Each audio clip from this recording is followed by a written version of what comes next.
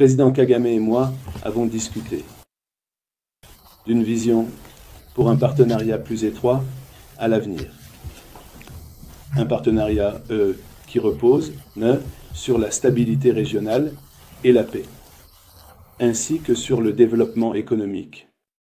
Avant ma visite ici, j'ai eu le plaisir de m'entretenir avec le président Tshisekedi, le président Ruto et le président Museveni. De ces visites, il m'est apparu clairement à quel point une paix durable est d'une importance vitale pour cette région.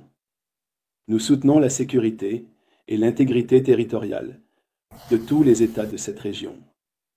De nombreuses entreprises américaines ont déjà investi au Rwanda. Le gouvernement du Rwanda a une vision de devenir un leader économique et dispose d'une société prête à faire avancer cette vision. Nous sommes prêts à travailler avec le Rwanda pour atteindre cet objectif. C'est pourquoi trouver une résolution au conflit dans l'est de la RDC est si essentiel, car cela libérera le potentiel inexploité de la région. Lors de nos discussions, le président Kagame s'est engagé à poursuivre cette vision de paix. Je peux confirmer et je peux affirmer que les États-Unis restent également engagés dans cet effort et sont prêts à faciliter une fin au conflit, évidemment une fin pacifique à ce conflit, une fin qui permet au pays de sécuriser leurs frontières et pose les bases d'une économie régionale prospère.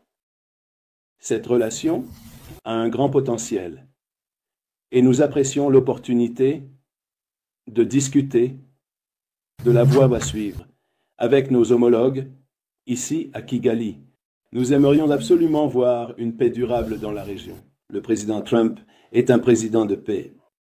Il soutient la paix. Il est le seul président dans l'histoire récente des États-Unis, dans l'histoire moderne, qui n'a pas commencé de nouvelles guerres.